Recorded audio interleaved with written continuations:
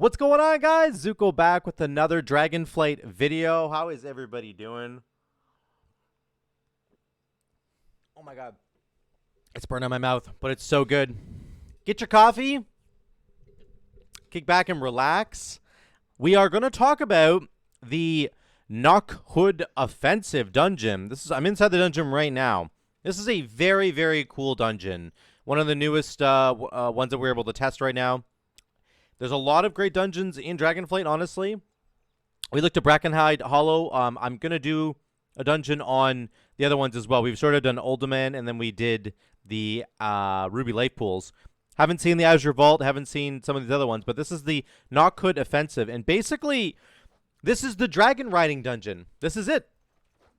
It's really, really cool. Look at how spread out these bosses are. All you do in between these bosses is fly with Dragon Riding. That's what you do. So the game's yelling at me to do it. One thing I just want to say right off the cuff here is that I do believe you can go wherever you want. You can fight whichever boss you want to fight. I haven't, like, completely tested this yet, but I'm, like, 99% sure that you can just go fight whichever boss you want. There's a spire over here for me to catch. There is a spire right here for me to catch if I want to go south. There's a spire right there for me to catch of wind if I want to go over to Granyth. And the last one would be, yeah, over, like, right in between the two over here. I don't know if you can go right over to Teera. Yeah, you can, I guess. So there's really cool. There's these big, like, wind shoots, spires, I'm going to call them. And you basically just want to catch them with your dragon. And you're going to go and use them to propel you forward. Okay, they'll give you a bit of gust, then you kind of keep flying downwards. And I could go all the way over here if I want to. Oh, I missed it. Oh, yikes. That's a yikes. There we go. Caught it there. You can see you keep catching them. So I could go over here to this guy's area, or like I could have went to that boss, or I can go to Granyth. I can go wherever I want. The way that we did the dungeon is we did Granyth first, and it's, again, I firmly believe you can do whatever you want. You have the freedom to choose where you want to go in this dungeon, and it really is going to rely on how good you are at dragon riding. That's going to be a big part of this dungeon. How good are you at actually dragon riding? Which I think is so cool. Like, I can come down and do this storm boss first if I wanted to. And if I'm really good at dragon riding, then you'll be able to do this dungeon in a much quicker time. If your team sucks at dragon riding, then you're in trouble. Because it's really required here. And I'm assuming you're going to have to use even your charges of vigor to go even faster than you otherwise, than you otherwise could. So we're going to start with this first boss over here. I just want to show you something really quick. But I just wanted to say that right off the cuff, if you are good at dragon riding, you're going to be able to do this dungeon at a much quicker pace than you otherwise might be able to. Now, the first dungeon is this big rocky dragon over here. What you need to do is unlock these dragon killer lances, these little ballistas that are here.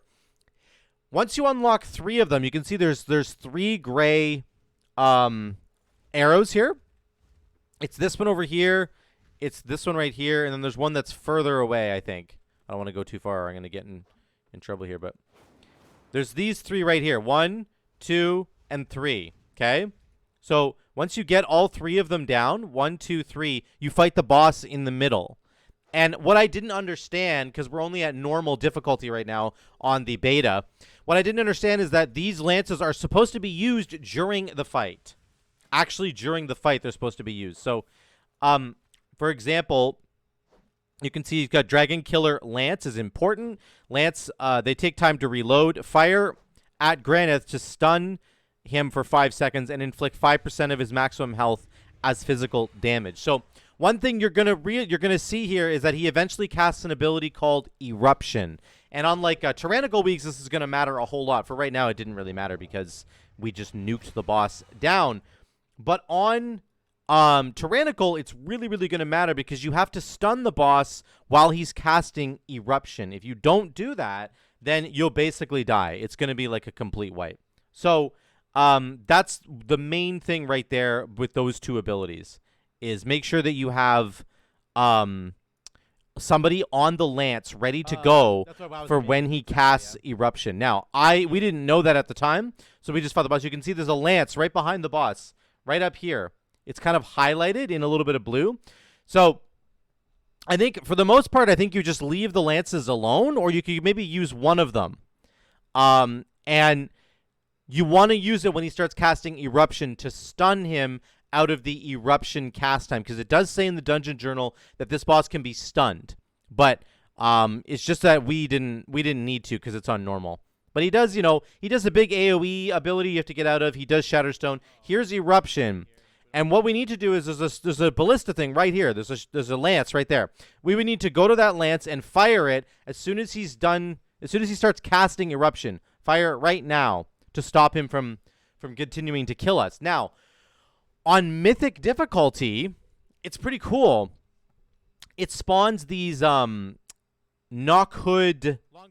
saboteurs, and the saboteurs will go and disable the lances so you can't use them. So on Mythic difficulty, basically the fight is largely about managing the adds. These saboteurs that come in, you need to manage those and kill them so that they don't disable the lances, so you can fire the lances when the boss is doing his big Eruption ability, or else you're going to die. So you can see us here flying to the second boss, which is the lightning one. Again, I do believe this dungeon is completely open season. You can just go wherever you want to go, guys. And you can see I'm kind of failing at dragon riding. This is where the skill of the dungeon is going to take place, where like the better you are at dragon riding, the quicker that you can get to the next zone, the better it's going to be for you. Okay? So on Mythic Plus, it's going to matter quite a bit. It doesn't matter right now because we're just dragon riding in a normal dungeon, but it will really, really matter when you got Mythic Plus. Here's the storm area. It's called the Unhear Springs. This is the boss in the middle. On every boss, you have to go and clear the trash around the boss before they will unlock. That's just how every boss works. So, once again, we're killing them. This is like a lightning-themed boss. He's a big, like, elemental. We're clearing some trash. We haven't cleared enough trash here, so we're going to keep going. The healer was AFK. So we need to get another healer in here. Lots of storm-type abilities going on here. One more pack. One more trash pack to clear. Now, this boss fight is pretty cool. He summons little lightning orbs. Those like the ones you can see on the ground right there. And on normal difficulty, it's not really that hard. But he's going to spawn these little lightning orbs. And I'm going to show you those right in a second. That's an acceptable thing to do. So here they come. Energy Surge. What you need to do, actually, is you need to step on one of these lightning orbs, because it's going to do a flat amount of damage to you, which hurts, but then it's going to give you a 5% damage buff. So I don't know like how many of them you can step on. We just avoided them because we didn't know what to do. But I'm assuming you could just gather a bunch of these up if you wanted to, and maybe do like AMS if you're like a Death Knight, sorry, or any sort of magic mitigation would be really helpful here. For monks, they could do reverse harm or diffuse magic, that kind of stuff, right? So some really cool stuff. The more orbs you grab, I think the buff just stacks up, but I don't know that for sure because we haven't tested it. Now, a quick note on Mythic difficulty. These circles, these lightning circles that are around us right now. Sorry, I just went backwards there. These lightning circles that pop up around us, if that lightning circle hits one of the little orbs that's on the ground, then it will detonate and do a bunch of party-wide damage. So you don't want that to happen. So very, very important. On Mythic, on normal, it doesn't matter, but you should start practicing right now. So if I let this detonate right now, it's going to hit 3 lightning orbs, and it's going to wipe the entire group. Because each time those lightning orbs detonate, they're going to do like 30,000, 40,000 damage. So if all 3 of them go off, we're literally dead. So yeah, that's the most of the fight there.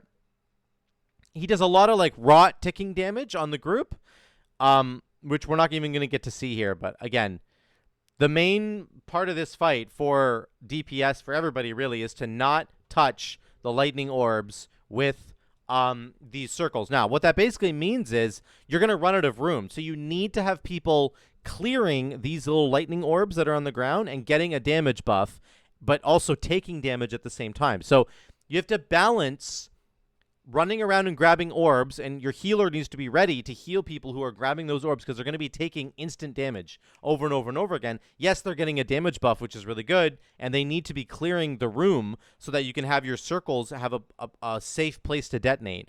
But it's also a balancing act because you're going to be taking damage while collecting orbs. So a bit of like a healing check there, making sure you understand like how to do that. So then once again, of course, once you're done, you're going to fly off to the next area, and you just go, go, go. And again, I'm not even using my dragon riding abilities, which I should be using. There we go, right there. This dungeon for like Mythic Plus is going to be all about how good you can dragon ride. Yeah, it's all about how good you can dragon ride. 100%. Need 4 more divines? I've only got 2, I think. So then we're into the next area, which is Teera. Again, I'm going to pause right here. You can see there's a bunch of people with these like glowing orbs around them. You need to go take care of these different packs of mobs, okay? You have to go deal with them. And again, you're going to clean up whatever percentage in the dungeon that you need to get. Probably the bulk of it could come from here if you wanted it to. But again, it's the same idea. You want to clear these packs of mobs. And once you've cleared enough of them, the boss will be able to be attacked, okay? So this third boss fight, look at the damage we're doing there. So much damage. Also, a lot of roots in here. You might want to take Spirit Walk if you're an enhancement chum, and there's a ton of roots that go off. And, you know, I'm just saying, it might be better than Gust of Wind. Yeah, I'm just saying, guys. So, also there's a charm here. So this guy, what does he cast? It's called... La la la. What's it called? Not Desecrating Roar. Didn't I just get charmed? Dominate, right there. He's casting it right now. Dominate. You need to kick that or put your Tremor Totem down, but ideally kick it because he's going to charm me right now. I get charmed, which is not good. So that's just part of the trash fight. And then we get to the bosses here. So this is a two boss fight. There's Maruuk over here and Teera. They work together. So one of these bosses will start using one of their big abilities, and the other boss will protect them, basically, while they're trying to do it. So you're going to see that in a second here. So I'll show you this in a second. Here they go. Basically, you need to bring Maruuk to Teera because Teera is just going to shoot you from range. On Mythic difficulty, if these guys are separated by like 20 yards, then they do a lot more damage. They do 20% more damage to you. So you must keep them together. On normal, it doesn't matter, but you might as well start practicing on normal. So Teera just does quick shot. She's just shooting somebody all the time. This Maruuk does brutalize to the tank, which is a buttload of damage. I think he just had a big shield there, but on Mythic difficulty, that brutalize does like 170,000 damage. So that's as much health as our DK has. So obviously he's got armor and stuff, but it does a lot of damage. Now, this is the first mechanic right here. Teera will jump away and start casting Gale Arrow, and when she jumps away, Maruuk starts fearing all of us that are standing right nearby, and I unfortunately didn't get out in time. I greeted so hard right there. So that's how that works. So she's going to do the arrow, which is the damaging ability. He's going to protect her by fearing everybody. Now they're doing the reverse. They're swapping. She's going to start casting the defensive ability, which is Repel, and it's going to push us away. And he's going to start casting its Earth Splitter, sorry. So there's Repel. We're getting pushed back, and he's doing Earth Splatter. Earth Splitter. God, I can't talk. On Mythic difficulty, Earth Splitter is actually really dangerous. It'll basically almost one-shot anybody who's not a tank, and but it's just very, very careful with that. Teera's repel ability can be kicked, so you have to kick it and make sure that you're not getting pushed back. That's the bulk of the fight. One boss will do a defensive ability, one boss does an offensive ability, and then they switch. And all the abilities are quite dangerous. Gale Arrow on Mythic difficulty will hit all allies. So, very, very dangerous. Now, if you're flying to this last boss area, this is just kind of, I failed to do this on the first step. Just listen here. This thing, you have to fly back this way. It's really frustrating. If you fly straight north, you'll get zapped. Yeah. So I did this on my first playthrough. We did this exact boss order. 1, 2, 3, and then we did the fourth boss over here. I tried flying straight north here, and you keep getting like zapped and sent all the way back to like this zone over here, like really, really far away. So you actually have to fly kind of like over here and take the pathway over to here. Times.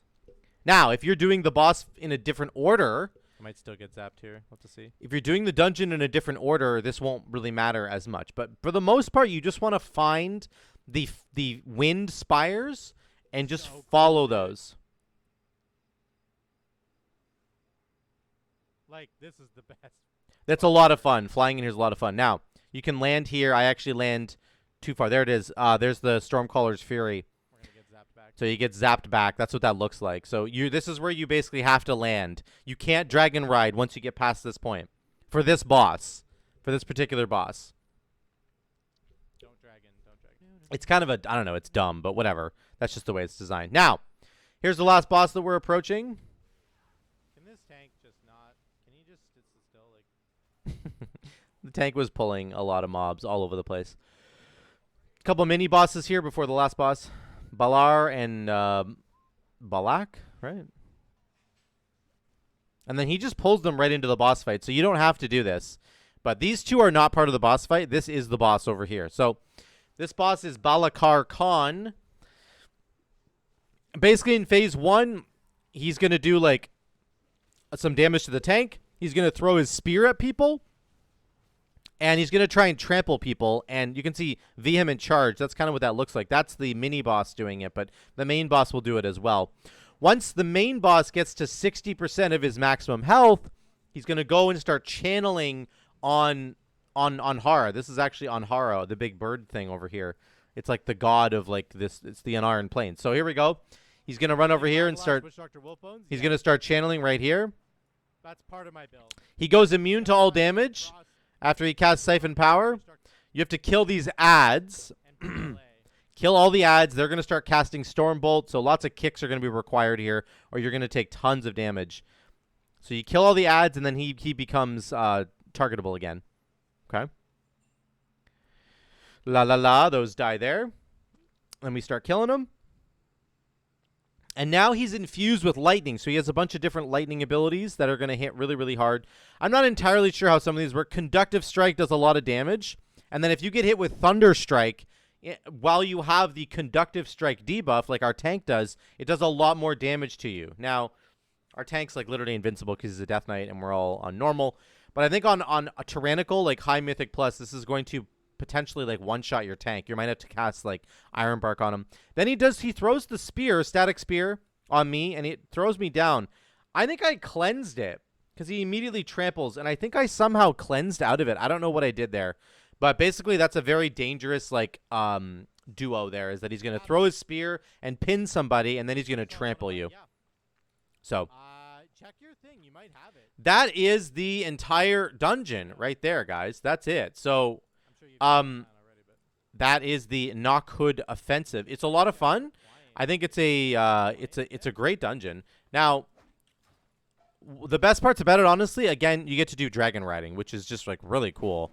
You get to just do the entire dungeon as dragon riding, and I do believe that you can do it in whatever order you want to do it in, which is like, again, so cool that they've designed it that way, where you can start from the capital Maruuk here, and then you just go wherever you want. I don't know if you can go do the Balakar fight right away. I'm honestly not sure about that. But it looks like from here I could fly anywhere I want to go, okay? Like, I could fly this way. This direction would take me kind of over to Teera, or I could fly down to the Raging Tempest. I can go over to Granyth, or I can go over to Balakar Khan by going this way. So it does look like it's open season, and I love that. I think that's great. All the dungeons, or not all of them, but a couple dungeons that we've been testing have been that way. You know, it's similar to the one we did last time, which was the Brackenhide Hollow. The opening sequence of Brackenhide Hollow is like up to the players, whatever they want to do. So I'm glad that Blizzard is designing dungeons this way, because I really think that it makes the dungeon more fun for the player. Way, way more fun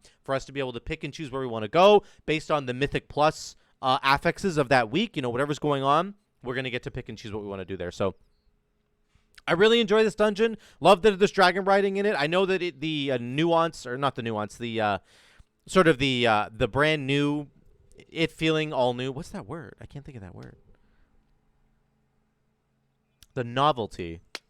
Nailed it. The novelty of this having dragon riding in it is going to go away at some point, but that's okay. It's just fun to dragon ride. It's honestly just fun. So, love this dungeon. Let me know what you guys think in the comments down below about this dungeon, the Nokhud Offensive.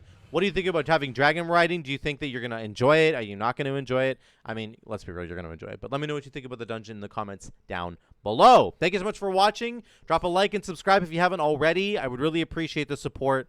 And that's it, guys. I love you all. Until the next one, I'll see you later.